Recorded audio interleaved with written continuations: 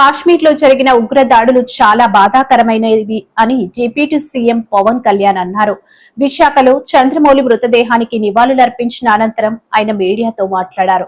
ఇటువంటి ఘటనలు పునరావృతం కాకుండా కేంద్ర ప్రభుత్వం బలమైన చర్యలు తీసుకోవాలని అన్నారు. మీరు కూడా రాలేకపోవచ్చని నాకు అప్పుడు చెప్పేవాళ్ళు. తర్వాత 90s అది కశ్మీర్ వేర్పాటువాద ఉద్యమం, ఇక టెర్రరిజం పెరిగి, సో ఇది ఎందుకు చెప్తున్నానంటే, పొద్దున నేను మధుసూదన్ గారి ఇంటికి వెళ్ళినా, ఈరోజు చంద్రమౌళి గారి ఇంటికి వెళ్ళినా ఒకటే వాళ్ళు చెప్తుంది ఏంటంటే, మీరు న్యూస్లో ఉన్నది కానీ అందరూ చెప్తుంది కానీ ఇట్స్ క్వైట్ టార్గెటెడ్ కిల్లింగ్. అది మీరు హిందువా కాదా అని చెప్పి పరీక్షించి మరి చంపేశారు. ఇది వాస్తవం అంతే. దీనికి 3 లక్షల మంది హిందువులు ఆ రోజు ఎక్సోడస్ గురయ్యారు. అందరూ బలవంతపు వలసలకు వెళ్ళిపోవాల్సి వచ్చింది ఆ రోజున. అలాగే ఈ రోజున కశ్మీర్ పర్యాటకులకు వెళ్ళి ఒక 4-5 రోజులు చాలా ఆహ్లాదకరంగా గడుపుతాం అనుకున్న కుటుంబాలు ఒక భయంకరమైన సంఘటనలో కూరుకొని కళ్ళ ముందే భర్తని చంపేస్తూ ఉంటాయి. కళ్ళ ముందు భర్తను చంపేస్తూ ఉంటే నిస్సహాయంగా చూసి ఏమి చేయాలో తెలియక అలాంటి అమానుషమైన ఘటనలు, ఇది ఎవరికి జరగకూడదని కోరుకుంటాం ఇలాంటి సంఘటనలు. సో అలాగే నా ఇందాక పొద్దున మసూదన్ గారి ఇంటికి వెళ్ళినప్పుడు కూడా బిడ్డల ముందు చంపేశారు.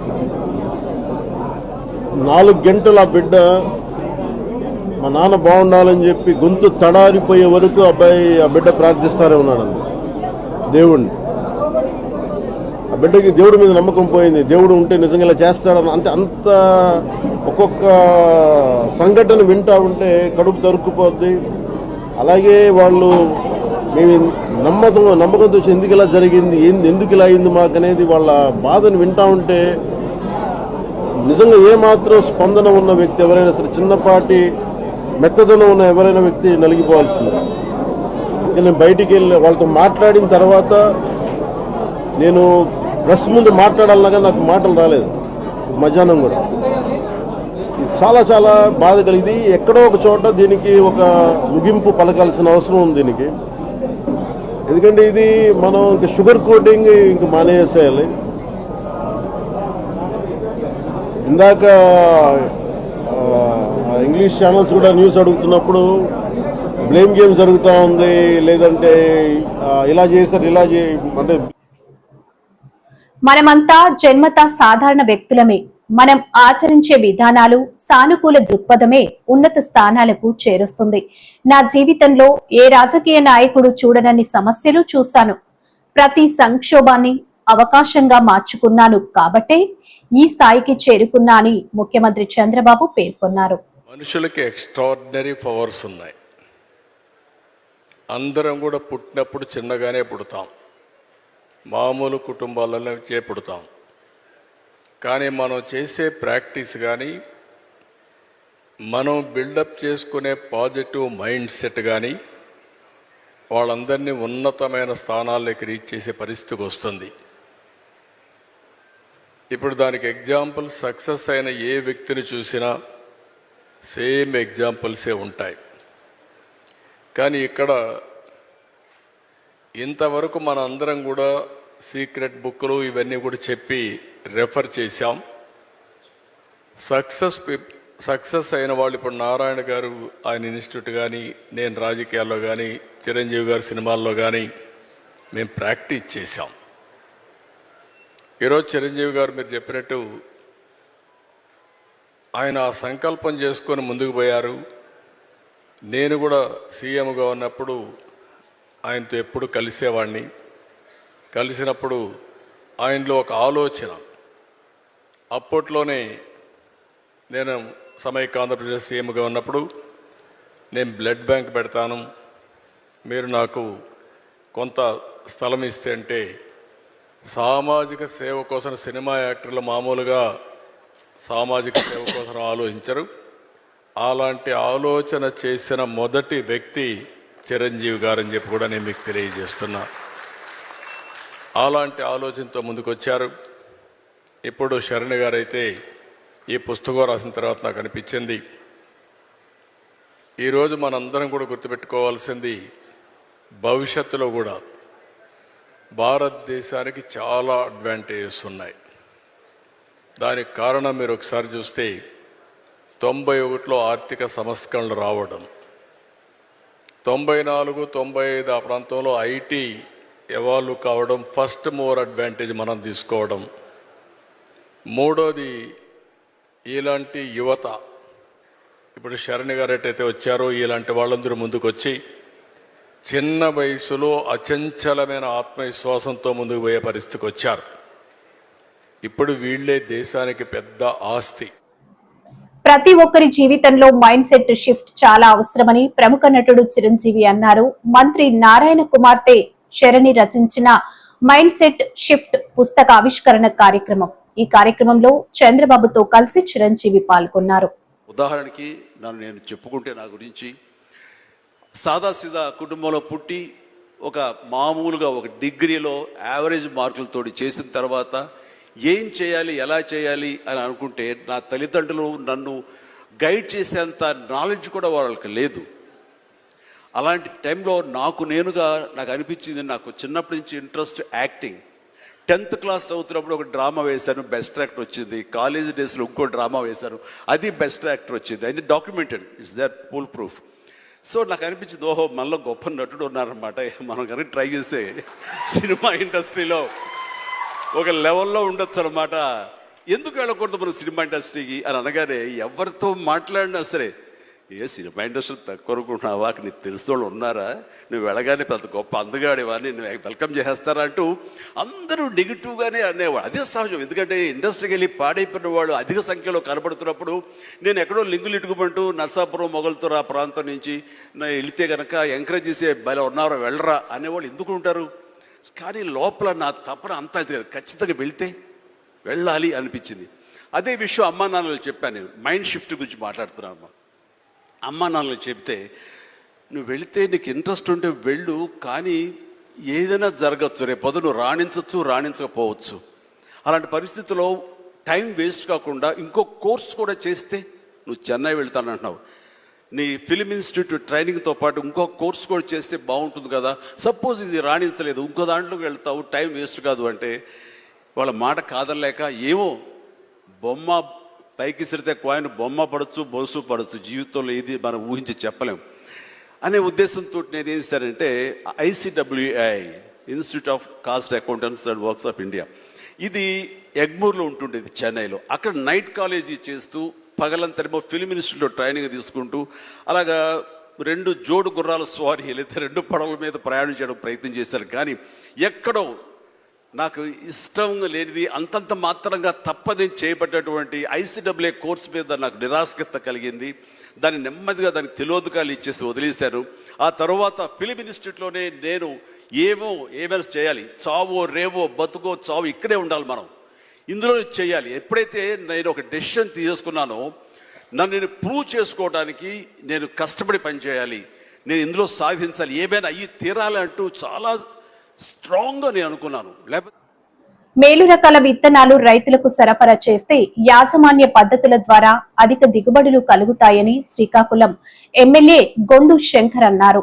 రాఘులు వ్యవసాయ పరిశోధన కేంద్రంలో ఏర్పాటు చేసిన వివిధ రకాల పంటలు, మేలైన పద్ధతులు సాగు చేసే విధానం, పంట దిగుబడులపై శిక్షణ కార్యక్రమాల్లో ఎమ్మెల్యే 039 and 04945 ఈ 3 వంగడానికి 3 రకాలు కూడా మనం రానున్న రోజుల్లో ఇది బెస్ట్ క్రాప్ కింద సన్న రకాల్లో ఏదైతే రాష్ట్ర ప్రభుత్వం కోరుకుంటుందో అలాగే ప్రజలు కూడా తినేయడానికి కూడా ప్రయారిటీ అదే ఇస్తున్నారు కనుక రేటు కానీ ఈల్డ్ కానీ అలాగే క్వాలిటీ ఆఫ్ రైస్ కూడా అన్ని ఇది బాగుంటుందని ఇప్పుడే ఫీల్డ్లో చూపించడం జరిగింది. దీనివల్ల మనకి కోస్టల్ ఏరియా కనుక 135 డేస్లో క్రాప్ వచ్చి ఇది మనం వేసుకోగలిగితే మంచి ఫలితాలు వస్తాయని చెప్పడం జరిగింది. దీన్ని మనం పెద్ద ఎత్తున రైతులకి రానున్న రోజుల్లో ఈ ఖరీఫ్కి తీసుకెళ్ళాలి, మనందరి బాధ్యత. అలాగే దీని తర్వాత థర్డ్ క్రాప్ కింద ఒకటి ప్రీ మెన్యూర్ కింద మనం అది గ్రీన్ మెన్యూర్ కింద ఒకటి వేసుకున్నప్పుడు ఇది ఖరీఫ్ తర్వాత ఏదైతే ఈ గ్రీన్ బ్లాక్ చేస్తున్నారో దసరా మినప దాన్ని ఇప్పుడు ఎల్బీజీ 884 మనం చూసే ఫీల్డ్లో అది చాలా బాగుంది. రేట్ కూడా చాలా పెద్దది, క్వాలిటీగా ఉంది. ఇది కూడా రైతులకు తీసుకువెళ్ళాలి. అలాగే ఇంకోటి ఎల్జీబీ 630 గ్రీన్ క్రాప్ ఏదైతే ఉందో అది కూడా బాగుంది. జనరల్గా చూస్తే హైబ్రిడ్ లా ఉంది సార్, కానీ అదే మనం రైతులకు ఎడ్యుకేట్ చేయాలి.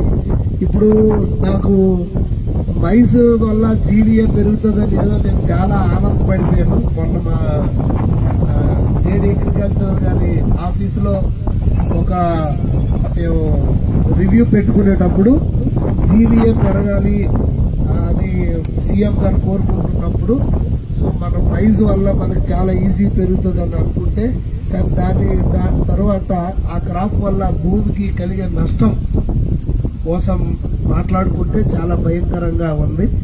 సో మైజ్కి ఏమాత్రం తీసుకోని విధంగా మన జీవీఏ పెరగాలి.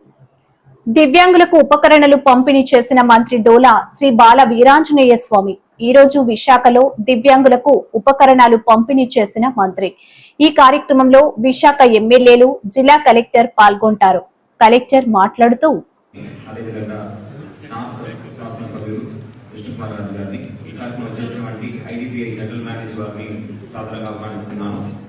ఈ మంచి కార్యక్రమాన్ని ఈరోజు మనం జరుపుకుంటున్నామంటే మన గౌరవ ముఖ్యమంత్రి వారి ఒక ఆదేశాల మేరగా మనము ఎప్పటికెప్పుడు వికలాంగుల మేలు కోసం వాళ్ళు బాగుండాలని ఉద్దేశంతో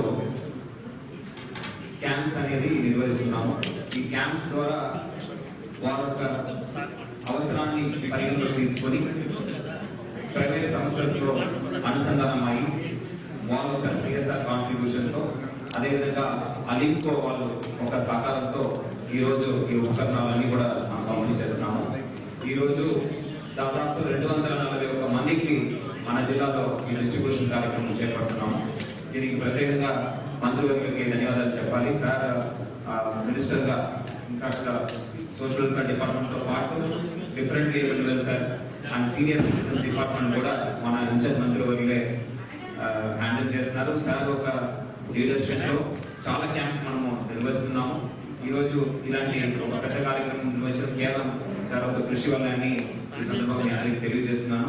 సార్ కూడా ధన్యవాదాలు తెలియజేస్తున్నాను. తన ఒక అమూల్యమైన సమయాన్ని కేటాయించి ఈరోజు ఇక్కడ రావడం, మీతో అందరితో కలవడం చాలా సంతోషమైన విషయం. ఈరోజు వివిధ ఉపకరణాలు మనం డిస్ట్రిబ్యూట్ చేస్తున్నాము. Battery operated wheelchairs, battery operated tricycles, ఇవన్నీ కూడా మనము చేపట్టడం జరుగుతుంది. ఇంకా కంటిన్యూస్ గా మనము క్యాంప్స్ కండక్ట్ చేస్తాము. ఇబ్బందిలో ఉన్న ప్రతి ఒక్క డిఫరెంట్లీ ఏబుల్డ్ పర్సన్ ని, వికలాంగుల్ని మనము ఆదుకుంటామని చెప్పకుండా తెలియజేస్తూ అవకాశం ఇచ్చిన అధ్యక్షురాలు ఏబీ డిసేబుల్డ్ వారిని ధన్యవాదాలు తెలియజేస్తూ సెలవు తీసుకున్నాం. గిరిజన ప్రాంతంలో ప్రత్యేక డిఎస్సి నోటిఫికేషన్ విడుదల చేసి గిరిజనులకి 100% ఉద్యోగ అవకాశాలు కల్పించాలని అల్లూరి సీతారామరాజు జిల్లా గిరిజన సంఘం ఉపాధ్యక్షుడు కొర్రా త్రినాథ్, గిరిజన సంఘం అధ్యక్షుడు ఎంఎం శ్రీను ప్రభుత్వాన్ని డిమాండ్ చేశారు. మండల కేంద్రంలో గురువారం గిరిజన సంఘాల నాయకులతో రౌండ్ టేబుల్ సమావేశం ఏర్పాటు చేశారు. ఈ సందర్భంగా వారు మాట్లాడుతూ కూటమి ప్రభుత్వం విడుదల చేసిన మెగా డిఎస్సి నోటిఫికేషన్లో గిరిజనులకు తీవ్ర అన్యాయం జరుగుతుందని, 100% గిరిజనులు జీవిస్తున్న ప్రాంతంలో 95% గిరిజనేతరులకు డిఎస్సిలో ఉద్యోగ అవకాశాలు కల్పించడంతో గిరిజనులకు తీవ్ర అన్యాయం జరుగుతుందని, ఇది మెగా డిఎస్సి కాదు దగా డిఎస్సి అని అన్నారు. డిఎస్సి నోటిఫికేషన్లో అల్లూరి సీతారామరాజు జిల్లాలో 512 పోస్టులకు గాను 482 ఉపాధ్యాయ పోస్టులు గిరిజనేతరులకు కేటాయించి 30 పోస్టులు మాత్రమే గిరిజన అభ్యర్థులకు కేటాయించడం దుర్మార్గమన్నారు. సార్వత్రిక ఎన్నికల ముందు ప్రస్తుత ముఖ్యమంత్రి చంద్రబాబు నాయుడు అరకు పర్యటనలో మాట్లాడుతూ జీవో నెంబర్ 3 రద్దు అయిందని, వాటి పునరుద్ధరణకు కృషి చేస్తూ దానికి ధీటుగా మరో జియో విడుదల చేసి ఆదివాసులకు అన్యాయం చేయకుండా డిఎస్సి విడుదల చేస్తానని హామీ ఇచ్చారని, కూటమి ప్రభుత్వం అధికారంలోకి వచ్చిన తర్వాత ఆ హామీలను మరచి ఆదివాసులకు అన్యాయం చేస్తున్నారని మండిపడ్డారు. మెగా డిఎస్సిలో 16,037 ఉపాధ్యాయ పోస్టుల్లో 6% మాత్రమే గిరిజన అభ్యర్థులకు కేటాయించారని, దీంతో గిరిజన డిఎస్సి అభ్యర్థులు తీవ్రంగా నష్టపోతున్నారని అన్నారు. జీవో నెంబర్ 3 స్థానంలో కొత్తగా ఆర్డినెన్స్ తీసుకువచ్చి ప్రత్యేక డిఎస్సి నోటిఫికేషన్ విడుదల చేయాలని, ఈ నెల 30 తారీఖులోపు ప్రత్యేక డిఎస్సి నోటిఫికేషన్ విడుదల చేయకపోతే రాష్ట్ర వ్యాప్తంగా ఉన్న గిరిజన నిరుద్యోగ యువతతో పెద్ద ఎత్తున ఉద్యమం చేపడతామని ప్రభుత్వాన్ని హెచ్చరించారు. ఈ కార్యక్రమంలో సిఐటియు మండల కార్యదర్శి కొర్ర శంకర్రావు, ఐద్వ మహిళా మండల అధ్యక్షురాలు ఎన్ ఈశ్వరి, వైసీపీ నాయకుడు కూడ దాసు, గిరిజన సంఘం నాయకులు G Narayana, P Ramadasu, K Dombru, G Jeenabandhu తదితరులు పాల్గొన్నారు. పల్లా మగాడైతే ఎమ్మెల్యే పదవికి రాజీనామా చేయాలి. స్వతంత్ర అభ్యర్థిగా పోటీ చేస్తే టీడీపీ కార్యకర్త చేతిలో ఓటమి ఖాయమని తెలుగు శక్తి అధ్యక్షుడు బివి రామ్ ఘాటు వ్యాఖ్యలు చేశారు. పల్లా ఇప్పటికే 3 పార్టీలు మారారు. పల్లా శ్రీనుకు సత్తా ఉంటే బహిరంగ చర్చకు సిద్ధం కావాలని తెలుగు శక్తి సవాల్. ఆంధ్రప్రదేశ్ రాష్ట్ర ప్రజలకి తెలుగు శక్తి అందరికీ నమస్కారం తెలియజేస్తున్నాం. మరి గత 4 రోజులుగా తెలుగు శక్తి పల్లా శ్రీనివాస్ పైన మేము ఆరోపణలు చేస్తున్నాం, వాస్తవమైన ఆరోపణలు చేస్తున్నాం తప్ప ఇందులో ఎటువంటి కల్పితలు లేవని చెప్పి మరొకసారి రాష్ట్ర ప్రజలకి మీ బివి రామ్ మనవి చేసుకుంటున్నారు. మరి నిన్న ఏదో మళ్ళీ పల్లా శ్రీనివాసరావు గారు ఆయన అనుచరుల చేత మళ్ళీ ఇంకో ప్రెస్ నోట్ రిలీజ్ చేయించారు. ఇది బివి రామ్ వైసీపీ కోవట్ అని.